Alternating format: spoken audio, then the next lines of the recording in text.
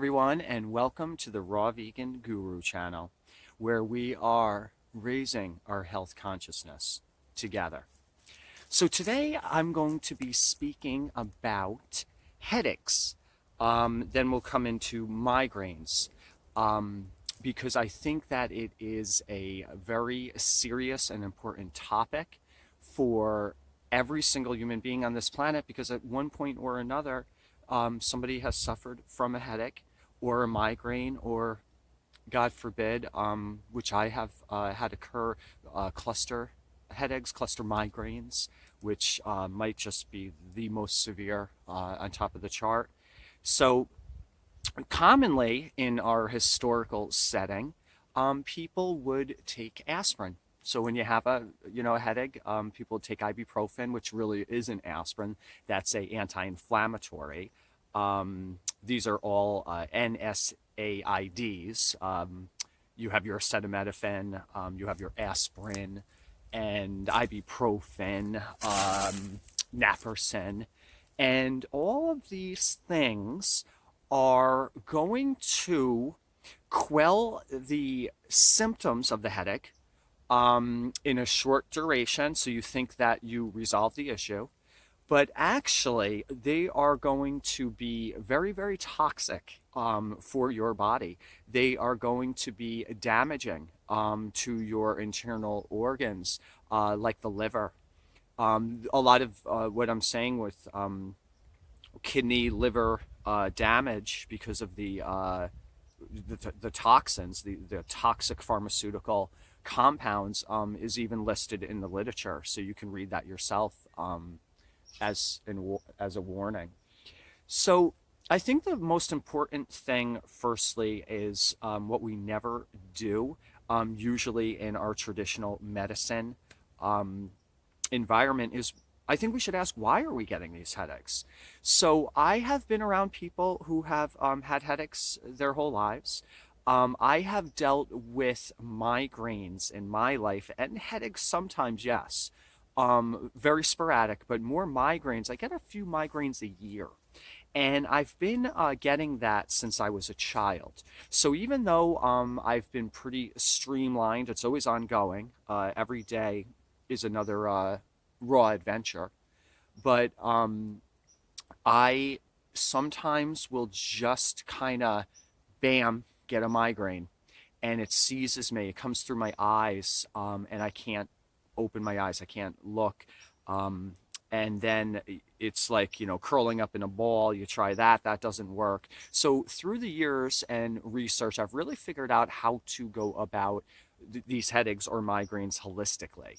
So that's why I want to get away from the traditional accepted methods of the aspirins and the ibuprofens, because those are really only going to mask the underlying issue. Why are we having these? And it's really just going to cause more problems down the road. So let's get into what can cause headaches. Now, you have maybe obvious things, maybe it's not obvious to everybody, but you have environmental factors. So if you're a painter, or you're around somebody who is spraying Lysol, wiping a table down because of their fear, then you can inhale that, and that is a toxic chemical, and it's going to be invasive and foreign, and it's going to cause a reaction. Now, some people have different reactions. You might get lightheaded, you might feel nauseous, you get dizzy, you might lose your appetite, and you can get a headache or a migraine. Now, here's an example when this whole pandemic had began. I was working in a food industry service position at the time, and due to the corporate structure, managerial levels, nobody really knew what to do. So the whole mentality was spray everything down with crazy chemicals, disinfectants, and that was going to solve the problem.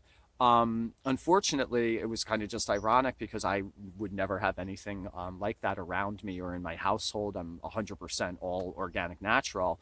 So I was up against it. I was like, okay, I'll try to slip through the cracks and use it the least amount of possible. I put on gloves so it wouldn't get into my skin, which is really into your bloodstream like a sponge. But it didn't work. So I was around it. I was breathing it. It was a bad scene.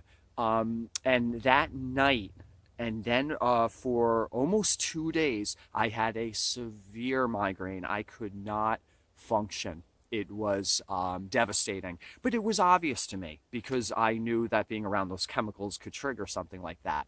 But not everybody is aware. But now that we're talking about it, keep that in the noggin. You might be around chemicals and that can trigger you off. And the list of chemicals is endless. So it's not, specifically one thing or another. It's man-made, it's not natural, and it's going to be invasive and toxic. Then another thing that people don't really realize, but I think that this is the tip of the iceberg for pushing us over into the headache zone, is dehydration. Now, people are not drinking enough water. And then, interestingly enough, even if people are drinking water, they may not be drinking the proper water and they may be drinking polluted water. So, water from the tap, we know that has fluoride and glyphosates and all these other man made, again. Man is beautiful and amazing, but the things that he makes in the chemical world, I'm not seeing where there's a use for it. It's only destructive. These chemicals in the water are going to toxify you. When you're toxified, you're going to be prevented from being hydrated on the cellular level. And yeah, you're most definitely going to have symptoms like fatigue, achiness, and headaches, and, strained vision. These things are just never meant to enter us. So there's going to be some bad news deals that follow. Hydration is something that you really need to focus on every day. You need to really examine and use proper water. Spring water would be by far the best, clean, unaffected, unfiltered, just natural, fresh spring water. That would be best. Then, if you're going to be purchasing bottled water like most of us do, just make sure that the bottles are non-BPA. There are other chemicals in plastics that leach into the water, but at this point, for what I've looked into, because glass bottled water is amazing. You have Saratoga water, for example. I mean, I love that. That's probably the best water I've ever had. But a bottle, yay big, can run you $4 to $6. Sometimes I've seen it. It's just not economically practical. So Poland Spring is by far one of the better waters. Not in the smaller water bottles. I don't know those size, pints or something. Maybe those are. You want to get it in the biggest size you can. If you can get it in a 5-gallon carboy or the gallons, it's a better grade plastic, and that's going to give you a better absorbable water. So when you are getting a headache from dehydration, your cells are basically dehydrated. They need to be lubricated. They need to be hydrated with water and with sugar. And we're not talking about refined sugar. I'd be talking about fruit sugar. So when that is not occurring, they're going to be kind of like strained.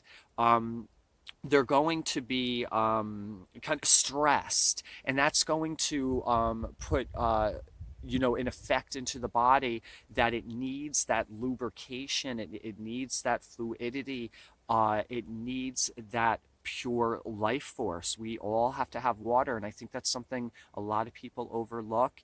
And they just forget, or they get to it but they don't drink enough, or again they're drinking the wrong water. So that's something we really want to pay attention to each day.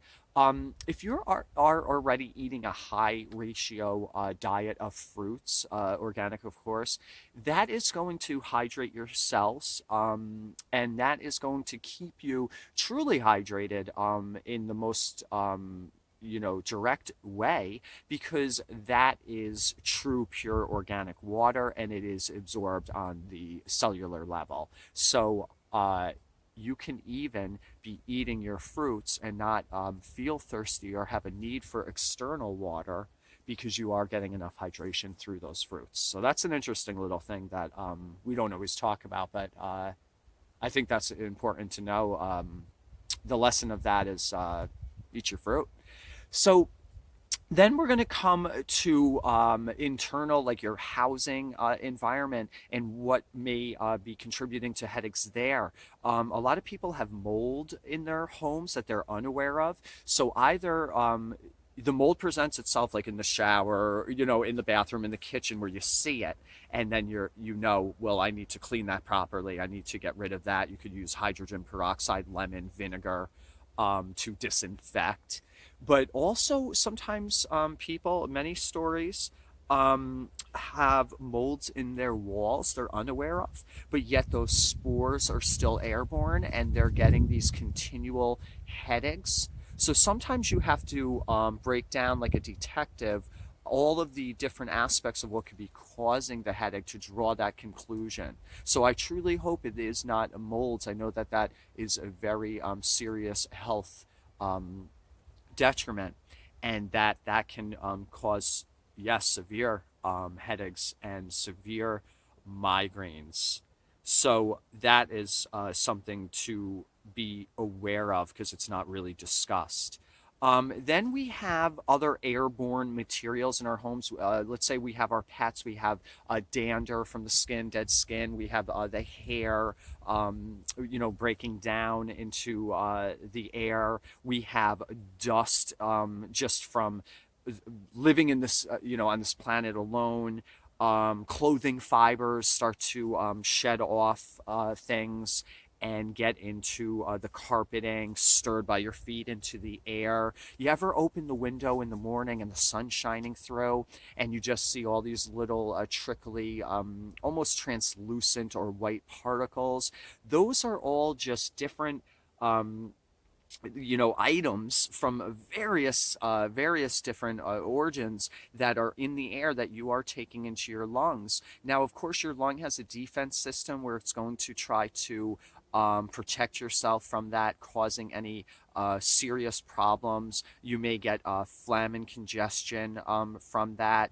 Again, it's such an important reason why you should be drinking water is to flush these contaminants out. But those can absolutely cause headaches. And, again, it's something that we're not even thinking about. But that is definitely a contributing factor. I have gotten headaches from high dander, dust mite, just dust balls, kind of environments. And I always have to keep up on dusting and making sure I'm doing that correctly so that I'm not getting that stirred into my upper cerebral and into my lungs and my sinus, my throat. It's just an irritant. So I think that is a good summary of different reasons we can get headaches. There are psychological reasons too. So if we are triggered off into a fear state, a lower vibrational state, remember what fear is: false evidence appearing real. Or we are stressed out, or we are anxious and depressed and in a tense state, we're not really fluid and relaxed. That's going to be straining the body again. That is going to be releasing different hormones and different chemicals from the brain that can then turn into toxic overloads. Stress is used in survival situations, and when it releases that into the body, it then starts to break down after the fact into toxins and byproducts that are not going to make you feel good. And these things can also cause headaches, stress headaches. I'm sure you've seen that or heard of that. Somebody, oh, I can't, I'm having such a rough time right now. And that, yes, is real. So now you're probably going to say, hey, Mr. Raw Vegan Guru, okay, I get why we can get headaches, but what can we do about it if pharmaceuticals are not the answer? Well, first of all, let's just clear this right now and forever. Pharmaceuticals are never the answer. Everything is in nature. We, interestingly enough, have only been playing in the pharmaceutical chemical toxic game for over just over 100 years, if that. I'm trying to think. I'm never good on quick math, but it's relatively new. As a matter of fact, I'm going to say it's less than 100 years because I know that the doctor's desk physician, what was that, their PDR version in only the early 1900s was still listing honey as a medicine and cannabis as a medicine and opium poppy. So the times changed rather quickly. That is something to look into for that timeline. But we used to always just rely on natural homeopathic remedies, and it always worked. I remember my grandmother telling me the different things that her mother would give to her or use on her with different ailments. And as a child, I thought it was crazy because in my mind, I was already programmed for the robot era. And I was like, oh, but why wouldn't you take aspirin? Oh, but why wouldn't you use Vicks Rub? And it's because those things don't really work or get to the source. So everything is in nature. What helps with headaches? Well, beside the hydration factor, we really want to stay in that water and let's get in that fruit so we get those proper sugars and water again. We have one of my favorites is white willow bark. Now, that is a bark that Native American Indian culture had used, and I believe they had shredded it and chewed it, or perhaps a tea, a concoction. But basically, that is nature's aspirin, and the aspirin that we have today. Interesting little side note. I believe it was Bayer.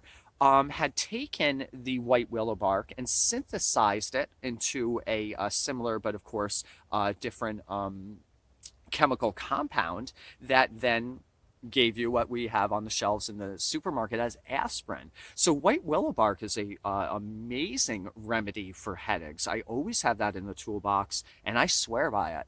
It is an incredible herbal source for headaches. Then also, what is a really great one is baswali. Also known as frankincense. So frankincense, you can use that as an essential oil. You could rub that on your temples, or you could use capsules. And I've even seen teas. So that's a very effective pain reliever. Cat's claw and devil's claw.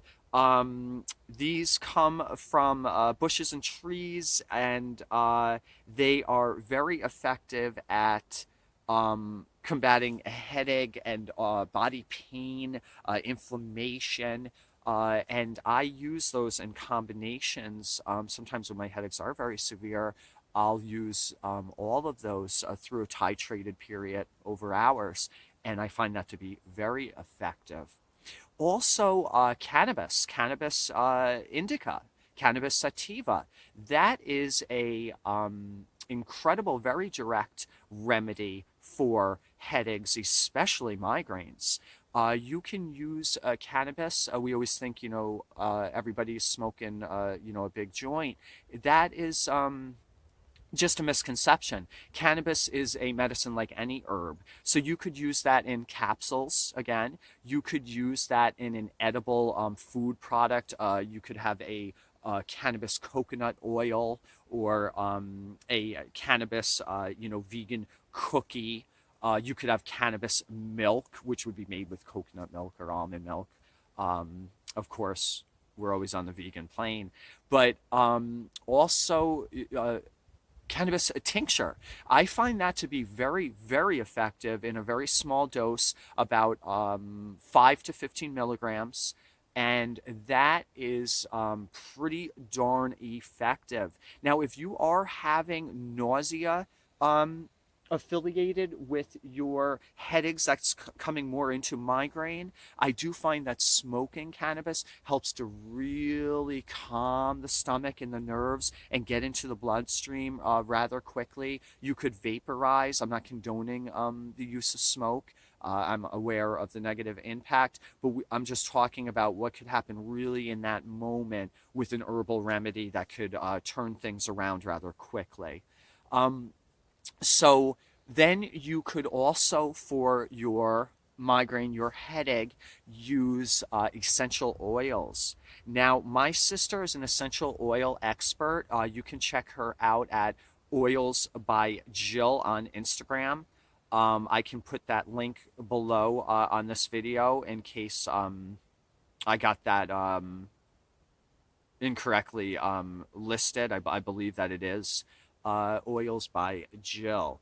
So with essential oils, I'm just going to tell you what I've had an impact with is I've used, of course, the frankincense. Yes, that's been great. In the oil, I'm sorry, in the diffuser. So we're talking about the aromatherapy aspect of the essential oil in diffuser. Lavender, I that's probably my top dog when it comes to getting into essential oils and diffusing, letting that out into the air. Also, eucalyptus, I personally find to be very effective. It really opens up my senses and my upper region. It just kind of feels like it starts to clear me out. So that is another great oil. So as you can see, there are a lot of various natural homeopathic remedies or tools of the trade that have been used for millennia that we can tap into to get that relief and to really try to understand the origins of our headaches and our migraines and to be able to deal with them in a manner that's not going to cause more health problems and that's not going to damage our organs or pollute our bodies or toxify our system. So one thing I did leave out is CBD oil. I do find that to be very effective as well. That dose can change for the individual, but when I have a very serious migraine and headache, I will start with 60 milligrams in a tincture, a coconut oil tincture. And I have found that to be very effective. Now, a lot of these things you can play around with on the individual basis. You have that headache, white willow bark, stop, see what happens. But through the years and through time, I've found through everything I've listed for you, combinations that are very effective. So if you want to start with your herbs and your white willow bark and your frankincense, maybe stop then right there, see what happens. And then if you need to get into things further and you come to the diffusing, or of course we're always keeping up on our water, you don't have to do everything. You don't want to overload your system. You always want to be as simple as you can be so that the body can register, process, and respond. And you need to always listen to your body. I think that that is a very big aspect of the downfall into why we find ourselves in a doctor's office is that the first time that we're feeling something that isn't right, that's off, we're going to the doctor and we're not really examining ourselves because we have the ability to be our own doctors unless we break a bone. So if my stomach is hurting, I'm going to think about what I ate today. And if I didn't eat today, what was the last meal I ate yesterday? Then I'm going to start to think about how I ate. What was it on what plate? Was I thoroughly washed? Did that come from someone else's kitchen that I can't say, if it was properly readied and didn't have any bacteria on it? You just need to kind of be a detective. You need to really break that down, figure things out for yourself. I know sometimes I'll get a headache. I'm fully hydrated and I'm moving and grooving and doing my raw power thing. I mean, I'm dancing to it all and I'm confused and I sit back and I'll always take a moment and I'll listen to the universe basically because the answers are always there and I'm like, why do I have this headache? And then it will hit me, well, you were in the sun for 3 hours today And even though you did everything else properly, the sun, too much sun exposure, can really trigger off headaches and can cause you to be achy and uncomfortable right here. I get it within the head. Now, that is just another portion of knowing you were out of balance. You need to be able to be in balance to get that sun time, but not to get too much sun time. So I think that headaches are sometimes reminders to stop us and make us question, what is it we're doing? What environment are we in? What is going on that I have been a part of a creation of this headache? This is something we don't do. We just say we have a headache, respond. Um, I know that through my headache journey, my migraine journey, and it's been real, I have lessened the amounts of times this occurs, and then I have shortened the length of time that it lasts within my system because I've really taken a step back and I've researched and I've applied and I've figured it out. So if you like the content of this video or any of my other videos, please subscribe to my channel, hit the like button, and share with your friends and your family and on your social media platforms, because it's important to get out the word about health consciousness and about the fact that we are empowered to take care of our bodies, to take care of our minds and our spirits, which transfers into taking care of the cosmos, because it is all wrapped together in a beautiful, fluffy, probably shapeless configuration.